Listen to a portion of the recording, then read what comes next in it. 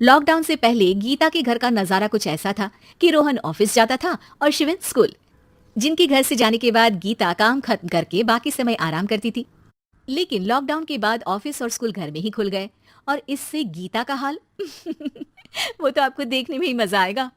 शिविन, ओ शिविन, महाराज उठने के लिए क्या 21 तोपों की सलामी लेंगे? अरे बिस्तर से बाहर निकल, ऑनलाइन क्लास स्टार्ट होने वाली है।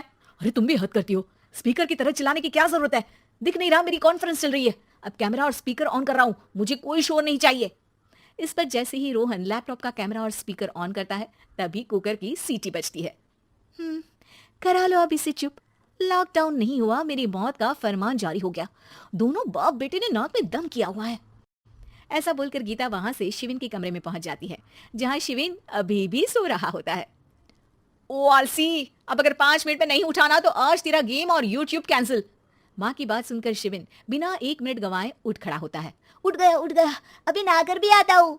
ये नाटक कहीं और, मुंह पर गीला कपड़ा मार और पढ़ने बैठ। शिविन की ऑनलाइन क्लास स्टार्ट हो जाती है, जिस पर गीता उसे वहां बिठाकर रसोई में चली जाती है। थोड़ी देर में उसे कमरे से कुछ आवाज सुनाई देती है, जिसे सुनकर वो कमरे में वापस आती है। हाय राम, तुझे क्लास अटेंड करने के लिए बोला था, कैमरा ऑफ करके बिस्तर पर नाचने के लिए नहीं बोला था। मम्मी मुझे कुछ समझ नहीं आ रहा, आप बाद में पढ़ा देना ना, वैसे भी अटेंडेंस तो लगी गई है। हाँ हाँ बेटा, जरूर बन जा, तू अभी से हम सबका बाप बन जा। अरे नहीं मतलब कहाँ से लाते हो इतना दिमाग, और पढ़ाई करते हुए ये चला कहाँ जाता है? नाइस क्वेश्चन, दिमाग से पूछ कर बता दूंगा। शिविन की बातों से परेशान होकर गीता उसे मारने के लिए जैसे ही आगे बढ़ती है तभी वो कमरे से बाहर भाग जाता है। अब शिविन आगे आगे और गीता हाथ में चप्पल पकड़े उसके पीछे पीछे पूरे घर में दोनों घूम रहे होते हैं। इसी बीच वो रोहन के पास पहुंच जाता है और शिविन को मारने वाली चप्पल रोहन के लैपटॉप पर जाकर गिरती है। ओए माँ! मम्मी, आप पापा को चप्पल मार रही हो? वो आज तक के रिपोर्टर, चुपचाप जाकर क्लास अटेंड कर ले, नहीं तो अगली तेरे पीछे लगेगी। इस पर शिविन वहां से चला जाता है, जिसके बाद रोहन गीता से कहता है, इस सर्कस के लिए कुछ बोलना चाहोगी? अरे क्या करूं, जब से तुम दोनों घर में रहने लगे हो घर अपने आप ही सर्कस बन गया है और मैं तुम्हारी नौकर। कभी बेटी को संभालो तो कभी बाप के नखरे उठाओ।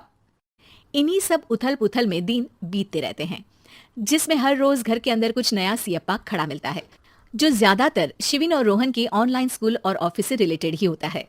एक सुबह, शिविन चल उठ, आज की क्लास जल्दी है। कैमरा ऑफ करके आप अटेंड कर लो। अरे ऐसे छितर पड़ेंगे, दादी नानी सब एक साथ याद आ जाएंगी। गीता की लाख मशक्कतों के बाद क्लास तो खत्म हो जाती है, लेकिन उसके बाद शिविन फोन इस्तेमाल करते हुए इंस्टाग्राम रील बनाने लगता है। रसोड़े में कौन था? तुम थी, मैं थी, कौन था? कौन था? हाँ, मैं गरीब हूँ। अरे ओ गरीब के बेटे, आजा, मैं बनाती हूँ तुझे गरीब। मैं बताती हूँ रसोड़ी में कौन था। पढ़ाई करने बोलो तो इनकी माँ मर जाती है और ये पागलपंतियां जितनी मर्जी करा लो। गीता शिविन को डांट रही होती है, तभी रोहन बीच में बोल पड़ता है। अरे बच्चा ही तो है, इतना गुस्सा क्यों कर रही हो? बेटे का साथ देने की इसी एक कोशिश में अब शिविन के साथ साथ रोहन भी गीता के गुस्से की सूली पर चढ़ जाता है। अगर बेटे पर इतना ही प्यार आ रहा है तो इसे क्लास अटेंड क्यों नहीं कराते, इसका होमवर्क क्यों नहीं कराते? उस समय तो बहुत जल्दी मीटिंग आ जाती है, वो काम मैं करूं और यहाँ इस बेफिजुली की चीज में तरफदारी करके बन जाओ महान। हे भगवान, कोई तो इनके ऑफिस और स्कूल खुलवाओ, मैं इन्हें और घर में नहीं सह सकती। अरे कुछ और मांग लेती, क्योंकि तुम्हारी ये विश इस साल तो पूरी होने से रही, कोरोना। हाय नास बेटे ने जिंदगी ही बर्बाद कर दी। खाए कोई पचाए कोई, कल मुझे चुन चुन कर सबको मेरी बद्दुआ लगेगी।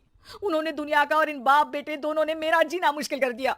गीता वहां से चली जाती है, जिसके बाद रोहन शिविन से कहता है, अरे तुम्हारी मम्मी इतनी भड़की हुई क्यों है? आपकी वजह से पूरा समय घर में रहते हो और उस पर कोई काम कराने की जगह बस ऑर्डर देते रहते हो। अच्छा बेटे, सारा इल्जाम मुझ पर, पूरा दिन तो वो तुम पर ही चिल्लाती है।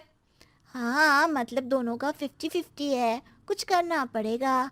वो कहते ना, make the best out of worst. I have an idea. वैसे तुम्हारी माँ सही कहती है, बहुत जुबान चलाने लगे हो, कम बोला करो। अगली सुबह रोहन और शिविन अपनी गलती को सुधारने के लिए गीता के उठने से पहले घर का आधा काम खत्म कर देते हैं, जिसे देखकर गीता खुश हो जाती है और फिर बाकी बचा काम वो तीनों मिलकर पूरा कर लेते हैं। जिसके बाद अब वो सब मिल बांट कर हर काम में एक दूसरे की मदद करते हुए लॉकडाउन का मजा लेने लगते हैं।